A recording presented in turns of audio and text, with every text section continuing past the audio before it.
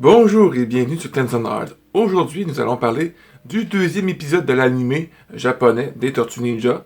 Je vais te faire un résumé et des explications sur cet épisode. Lors de la première épisode, tu as sûrement remarqué dans la musique de l'intro que le chanteur t'était familier. Bien, c'est normal parce que c'est lui qui chante ceci.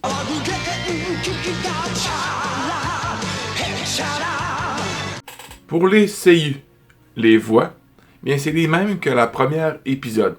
Si tu veux savoir davantage sur ces voix d'acteurs, je te réfère d'aller voir la première vidéo. Je t'explique un peu qu'est-ce qu'ils ont fait dans leur vie et qui sont-ils. Maintenant, reculons jusqu'aux années 1990 et parlons du deuxième épisode après le générique. Le deuxième épisode est sorti en 1996. Au moins, c'est ce qu'ils disent la plupart des sources. Certaines sources mentionnent que le premier épisode est sorti en 1996 et le second sorti en 1997. C'est assez spécial. Le titre de cet épisode est La venue de la bête gardienne, les tortues métalliques apparaissent. Et pour vous donner une petite idée de la gamme de jouets qui est sortie pour cet anime, regardez cette publicité faite pour les enfants de l'époque.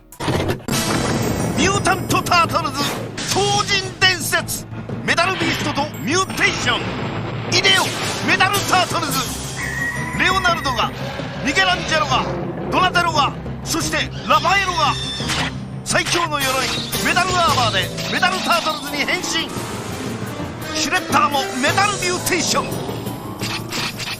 光り輝くメダルタートルズこれが最後の戦いか。J'aime vraiment le sculptage de cette figurine. Ils sont vraiment plus petites que les premières de 1988. Mais regarde ce visage, comment ils y ont bien travaillé les détails. L'épisode commence par l'arrivée des tortues au Japon, via l'aéroport et se promènent parmi le public. La première fois que j'ai vu cet épisode, je me suis posé plusieurs questions. Si tu suis la logique de la série de 1987, les tortues en présence humaine portent un déguisement.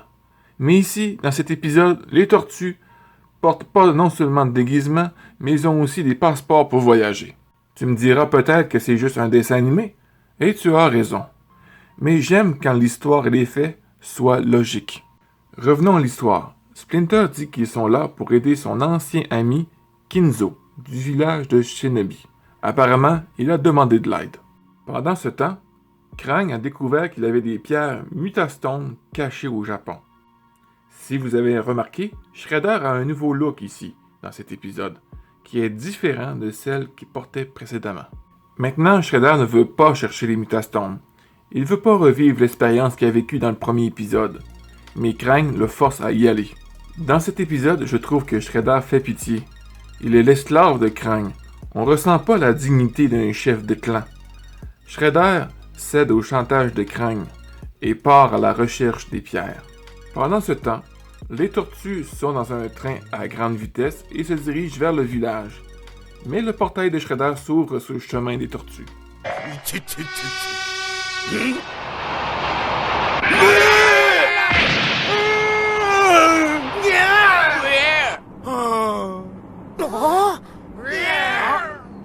Alors une confrontation a lieu sur le toit du train. Les tortues sont en train de perdre le combat. Kinzo arrive. Il ressemble étrangement à Sub-Zero dans le jeu de Mortal Kombat. I am Sub-Zero, Grandmaster of the Lin Kuei. Il réussit à faire fuir Shredder et ses sbires, et il ramène Splinter et ses fils au village. Kinzo explique qu'apparemment, quelqu'un essaie de voler un miroir qui a une grande puissance qu'il appelle le gardien du village. Donatello inspecte le miroir et remarque qu'il y a 7 pierres de muta sont incrustées. Kinzo est tellement reconnaissant envers les tortues qu'il leur donne une armure spéciale. Cette armure me fait beaucoup penser à celle de l'armure du chevalier du Zodiaque. L'armure est constituée de genouillères, de pantalons et une protection sur leur poitrine. Cette armure est beaucoup plus subtile que dans l'épisode précédent. Les tortues sont super contentes d'avoir eu ce cadeau. Ils finissent de passer la nuit au temple et à surveiller le miroir. Il n'y a pas d'explication comment Shredder trouve le temple. C'est passé un peu sous silence. Tôt le matin, un fantôme apparaît de nulle part. Il explique qu'il y a des siècles, un des ancêtres du village ont emprisonné un gars et son esprit, qui revient les hanter. Mais rien n'est expliqué de plus. Le fantôme ne sert pas à grand chose, à part de rire comme un débile. どちら様でモンスター？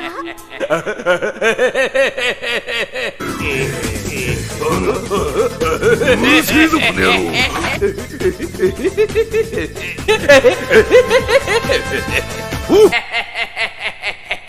ごめんかうっとうしいなこの野郎 Enfin, Shredder, Bebop et Rocksteady apparaissent, mais personne ne prête attention à leur arrivée, parce qu'ils sont intrigués par le fantôme qui arrête pas de rire. Shredder attire leur attention. Alors les tortues se rendent compte que leur ennemi est dans la pièce. Shredder va essayer de prendre les pierres, mais les tortues vont les retenir. Kenzo, le ninja, tire un levier d'urgence. La petite hutte détruite, tout le monde est projeté à l'extérieur. Une forteresse émerge et jaillit dans le ciel, avec le miroir au top de la toiture. Une course vers le sommet débute. Qui sera là-haut en premier? Les tortues utilisent les escaliers, et Krang se présente à travers un portail. Les tortues se foutent complètement de sa gueule et continuent leur chemin. Pour une raison quelconque, Kinzo et les ninjas arrivent avant les tortues. Kinzo aperçoit au même moment le Shredder et ses compagnons. Alors il lance des dizaines de miroirs qui ressemblent à celles que Shredder convoite, pour les distraire. Kenzo et ses ninjas sont eux-mêmes confus, et doivent eux aussi chercher le vrai miroir. Le fantôme montre à Shredder l'emplacement du vrai miroir. C'est à ce moment précis que Shredder, Bebop et Rocksteady obtiennent chacune leur transformation.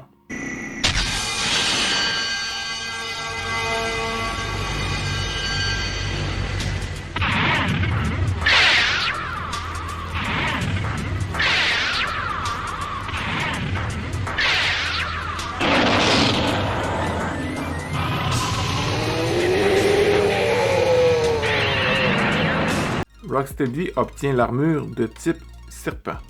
Bebop obtient l'armure de type poisson. Et Shredder obtient l'armure de type tigre blanc. Le tigre blanc ressemble beaucoup au Tiger Zord de Power Ranger. Donc, les tortues se présentent, mais c'est trop tard. Les méchants ont leur armure et le combat est déjà commencé, en utilisant des attaques spéciaux. Pendant ce temps, April crie comme dans un hentai. L'attaque de Bebop est appelée la Grande Vague d'Époulard. L'attaque de Rocksteady est nommée le Serpent Métallique. Shredder, lui, son mouvement est appelé la Lame du Tigre.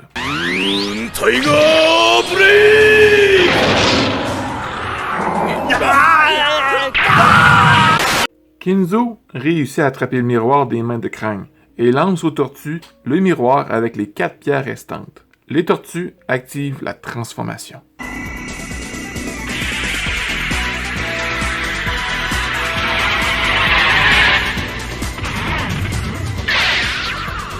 Ryuta Docking! Oh, Pitanko! Henshi! Souchak! Leur transformation terminée, Kenzo leur dit qu'ils ont 6 minutes avant de revenir à la normale. Leurs costumes ressemblent eux aussi à des animaux. Michelangelo, ça ressemble à une araignée. Pour la part de Leonardo, il obtient un dragon. Pour certaines personnes, ils vont trouver une similitude au Red Ranger Zord des premières saisons. Mais pour ma part, ce dragon me fait penser à la transformation de Leonardo dans la saison 5 de la série de 2003. Raphaël, lui, c'est un phénix. Pour Donatello, ça ressemble plutôt à un ours. Ils ont eux aussi des mouvements spéciaux. L'attaque spéciale de Mikey, ils appellent ça l'attaque tonique d'abeille de bœuf.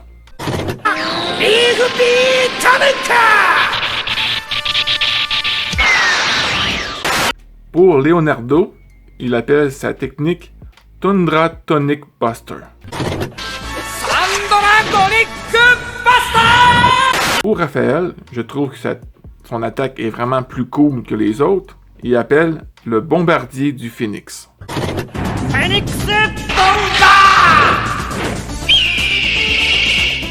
Et pour celle de Donatello, je ne sais pas comment vraiment le traduire et qu'est-ce que ça peut vraiment signifier son attaque.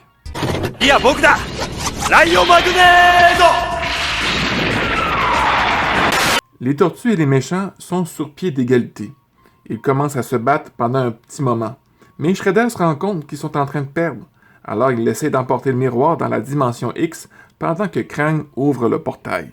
Dans l'épisode, c'est pas expliqué pourquoi ils ont vraiment besoin du miroir. Shredder et ses compagnons essaient de partir et Léo les arrête avec son coup spécial. Mais Shredder n'a pas dit son dernier mot. Il utilise son coup spécial à lui aussi. Ils entrent dans une lutte énergétique où ils sont tous les deux en train de pousser leur énergie comme dans Dragon Ball Z. Les 6 minutes du costume de Shredder sont écoulées avant celle des tortues. Léo voit une ouverture, alors il donne tout ce qu'il a. Le Shredder part dans la dimension X avec 3 pierres du miroir. Après la bataille, le fantôme disparaît, on ne sait pas pourquoi. Les tortues disent à Kenzo qu'ils retrouveront les pierres manquantes.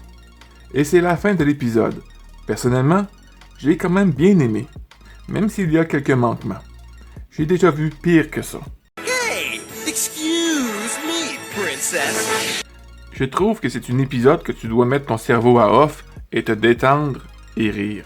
J'aime beaucoup l'animation et le dessin qui a été fait. L'épisode se termine comme s'il pouvait avoir une suite, et c'est dommage que cette série ait que 2 épisodes.